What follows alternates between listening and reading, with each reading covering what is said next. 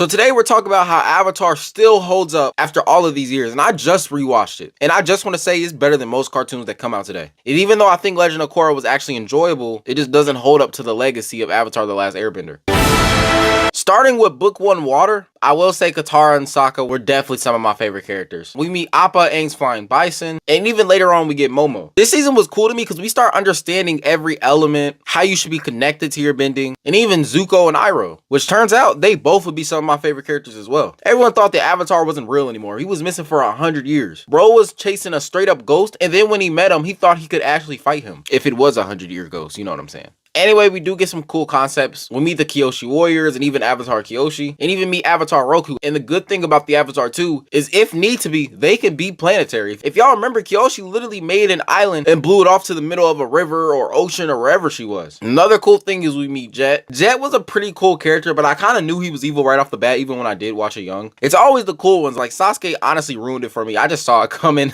But I think my favorite part of this season, which is cliche, but it is definitely the end of the season, where Aang is kind of controlling this giant water spirit, which for the guy who doesn't kill, he definitely killed Zhao. But Aang was definitely a fuck around and find out type of situation. I mean, this thing was huge and it took out the whole Fire Nation army. Even though I did move on from that pretty quickly, I am going to move on to Book 2, Earth. Earth and Fire are kind of hand in hand for me. They're definitely both of my favorite seasons. It's because top 3 of my favorite characters, Toph was legit amazing. Toph is this blind girl that didn't let that stop her. Most likely the greatest earthbender of her time. She had a really OP ability that was called seismic sense, meaning she could tell your moves before you even make them. If anything, she technically sees better than you in different aspects. And her sarcasm was hilarious. And this season we got pretty good storylines. Like when Appa went missing, Aang went crazy. And the inside war that Ba Sing Se was having with the Dai Li, wild. And in this season, it really made me jump my love for Azula, because not only was she a crazy 14-year-old, she was also inspiring, if y'all remember that speech in Ba Sing Se. And her, Ty Lee, and May dressing as the Kyoshi warriors, oh my god, Avatar, you just know how to make a great story. And my main takeaways from this was Toph also learning how to metal bend. That was the first time I think we got somebody in the series creating their own ability. Because I don't think Azula created lightning, but it was cool seeing her interest with blue fire. Not to mention, Zuko is becoming a better person. And that character development is going crazy. At the end of this, we probably get one of the best scenes we ever could have got. One of them is Zuko getting close with Katara, but ends up turning on her overall just for his honor. And them teaming on Aang, and even Azula getting a clean lightning strike on Aang. No lie, I did think he was done at first when I was a kid, but now that I'm older, I kind of knew it was going to happen. And low-key, Aang with hair is pretty cursed. Now to the final season. The gang is now dressed up as Fire Nation as they're trying to sneak in and see what they can learn. And low-key, it's not as bad as I thought it would be. They're meeting kids, dressing up as pageant ladies. Hell, it was just all around a good time. But not for long. They're trying to get an army together before the eclipse, which is obviously going to take the Fire Nation's powers away, which they do end up being successful, by the way. And although they do end up failing because they had a plan, and Azula knew before this because Ba Sing Se's leader told her, which was stupid because why would you share that information with the Kyoshi warriors in the first place? Anyway, I digress from that. Azula is really good at distracting people. For a 14-year-old, she sure does act like a grown adult. So that lightning ability Iroh taught Zuko actually worked, and he directed the lightning back at his father and leaves to help the Avatar, showing his character development and showing him actually wanting to be a better person. Now, Combustion Man does finally find the gang, and they do stop him for good, and they even accept Zuko. And now Aang has learned every bending ability. Aang went missing to find a lion turtle.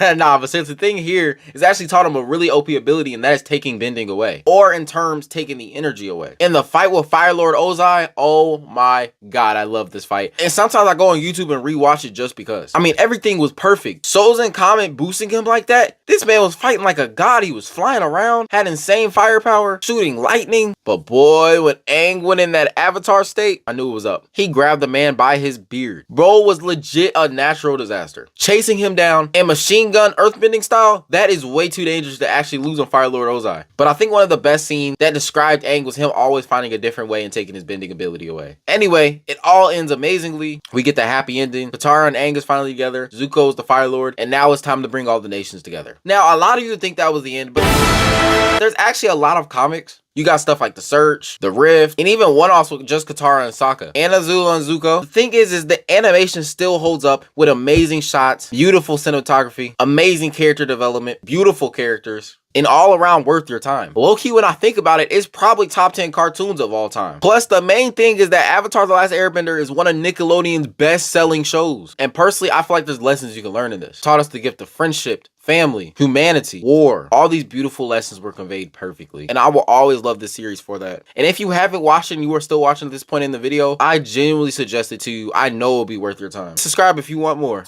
I'll see y'all in the next one.